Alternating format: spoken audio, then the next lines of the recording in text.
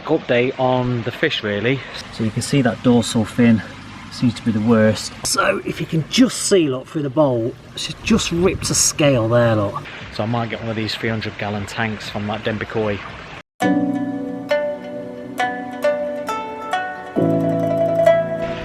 Hey up, Mid-Hawks, and welcome back to another sunny Sharpies Koi. So I'm just going to give a quick update on the fish really. So obviously we've been having these fin rot issues. You would have known now that I've had to call my lemon harawaki. Basically just the erosion of his dorsal fin, it went right down to the flesh of his back, and they started to get little holes on his back. I thought the best thing to do for that is just cull it, cut my losses on it. It's the safest thing to do for the fish and obviously for the rest of the fish in the pond at the same time. We've also lost the Hiyatsuri. Didn't really get any bad sort of infection. It had the fin erosion. It was white, so it looked like it was healing. I don't know, or not getting any worse, but that went. And of course you would have seen the first one that went, which was the Shiro Beko, which obviously the fin erosion from his back tail, it just developed into dropsy in the end, which you've all seen on past videos. So basically this is now just an update on the rest of the fish, which seems to be fine apart from the Sankey. Sankey's the only one that seems to be left. It's currently in that blue bowl because I'm about to give it his topical treatment for this week. The redness, which you would have seen I think on the past video, which was all through everything more or less, the redness has gone, but especially on his dorsal fin, that is a little bit of red on there, but I think that's probably the worst out of all his fins. So again, we'll just get that and have a quick look. The only other fish I was unsure about was my Miracarp, Magoi, so which I call Big Mama, my biggest fish in the whole pond, which is absolute beast. I did net it, I've not filmed it actually, but I netted it out the other day because I thought it had the same issue as well. So I netted it out and I bowled it, but it hadn't. It looked like it caught a scale underneath. So his fin's absolutely fine, but one of his scales it damaged. So I pulled that scale out, we treated it, we got it back in, and it seems to be fine. I'm just going to bowl it up just to be on the safe side and just have another quick look at it, give it an antibacterial spray if need be. So a quick look at the Sankey before we do sedate it. Just move these out of the way because there's a bit of a jumper. So you can see that dorsal fin seems to be the worst. Obviously I'm going to have to sedate it and just have a look at the one underneath because his vent fin, as you know, was also an issue. His back tail, there's no redness on there, but it might go a bit red today with the stress, like you've seen on the past video. See, look, he wants to get out, so let's just get him in sedate because he's stressed enough. Don't want to make that any worse, so I just need to put some sedate in there and mix it up. Right, so just before it rolls over, so it goes a bit pink when I get it out, obviously through the stress, and a bit of redness now coming on the tail again, which wasn't when I bowled it up, but obviously through the stress. So we'll get all his back tail anti-backs, his dorsal as well, and if you can just see on his vent fin there, that is also quite red. So he's rolling over quite quick, which is good. The quicker they roll, the quicker they come back as well. Let's just leave him to nod off. So apologies for showing the same sort of stuff every week. I feel like I'm just showing exactly the same videos every single week, but at least you can keep an update as well of what's going on. Like you say, you can have a look at the Miracarp as well with his damaged scale. Like I say, there's no fin rot issues on that one. It basically just caught a scale somewhere. Right, obviously I'm in the shadows a bit, so I'm not sure what you can see on camera, but this is still quite bad. So very red, and obviously that's where it's eroding. You can see on his dorsal as well. Again, depends what you can see on camera because I'm in the shade a bit. That's where it's eroded there, and obviously all this part of the tail. So see what we can do with this one. Now that one's back in the pond again. It come round pretty quick because it rolled under pretty quick, which is good.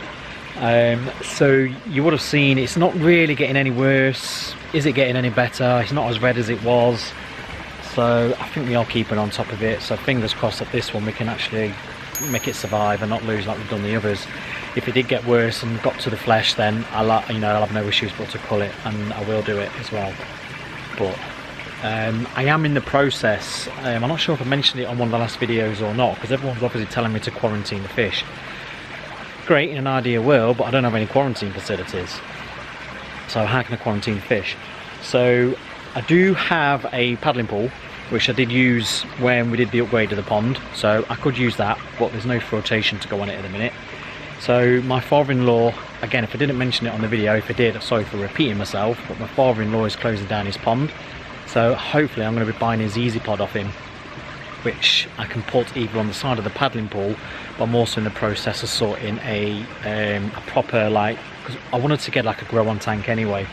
So I might get one of these 300-gallon tanks from like Denbigh, and I can use that in the meantime. And then of course, once the fish is better, or obviously worst comes to the worst, I have to put it to sleep or it dies, and then I can get it all bleached down and I can use it as what I wanted to do, as a grow on tank.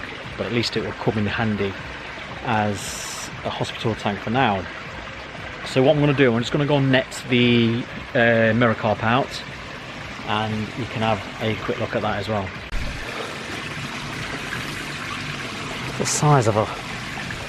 Alright, so if you can just see, look, through the bowl, she's just ripped a scale there, look. So that's what we've been treating. So when I first saw it, at first I thought it was on its fin, but it's not. She's basically just cut a skin. The dead scale has come out, the damaged scale. So it's basically just making sure that bit of skin, because there's a bit of red on it as well, which we don't want. We want it to be completely white all around there and get that healed over. And you can see a little bit of flappy skin where she's tore it. That just needs coming off as well, so we can get the tweezers on that bit. But she's calmed down now. She was splashing around a bit, but a bit of a human stroke, and she seems to calm down with them anyway. She's quite a calm fish, which is just an absolute beast. Again, I don't know what you can see through there on camera, but yeah, it's just a bit of a torn bit of there, so we don't want that infected, especially with all these fin rot issues going off. So we'll get that treated. Now, before I quickly bowl her out, you can just see there, look, so she's torn a bit of skin. It's just a bit red there, so really needs sealing up, that does. But yeah, she's a beast, bless her. You would have seen on the past videos as well that I've been using Virkon now, so as a bit of a disinfectant in the pond. We did the double dose on the first dose. I'm actually going to do now half a dose as well. I'm just going to let the pond fill up so it's all filled, and then we're going to go and just do a half a dose on the Virkon, just to try and keep a top of the disinfectant a bit. Especially now, of course, Big Mama's got the bit of flesh damage, so that should help her as well. And of course any other fish, to stop any of these pathogens that might be floating around in the pond. So yeah, like I say, I'll let it fill up and then we'll get another half dose in. But I think this could be doing well, to be fair. A few people recommended it, everyone else recommended chloramine T, so it's one or the other. So this is the route I've gone down. If this doesn't work, then I'll try chloramine T, but you're still the Sankey, not getting worse, no other fish are getting anything, so this could be the one, this could be the answer. Virkon Aquatic. And I'm not sure if I documented it as well, but I did disinfect all my pond equipment, so all my nets and my bowls, the spoon I use and the brush I use in the Nexus as well. I disinfected them all with this, so I think it needed it. Right then, my ducks, basically just a very short video this week. I just wanted to really just give you an update on what was going off with the fin rot. I've had a few people message me and asking me how I'm getting on, so just a great way to update you guys. And of course I will keep you updated further on how the mirror carp, Big Mama, bless her little soul, she gets on as well. Fingers crossed, touch bold heads. This is the Oracle, you know, this is the Oracle, so I have to keep rubbing this, it gives me good luck. No other fish are going to have any issues. Like I said with the Sankey, I mean, again, as always, let me know what you think in the comments. Do you think it's getting better? Do you think it's getting worse? I am in the process of trying to quarantine, hospitalise it, hospital tank it, is that the right word? I don't know, you know what I mean. Put it in a separate mat, quarantine, you know. All the fish, they're eating well, they're swimming well. There don't seem to be any issues at all with any of the fish, apart from my little Kikaguru who's got the carp pox, but he's always like that. My little ghost, of course, I've had the wound on its flank. Again, as I said before, it's healing up. I do spray it with antibac every now and again, and just, you know, just double check it, make sure there's no redness. It's completely white over. But yeah, it's doing fine. The fish are a bit stressed at the minute, and they're not my friend. They're all swimming off. Right then, my dorks, you know the score. If you're not subscribed already, hit the subscribe button. It really helps me out. And of course, give this video a thumbs up and hit that bell to get your notifications every time I post a video, which hopefully should be once a week. And we shall see you next time for another video. Sharp as koi. Cheers, my ducks. Bye.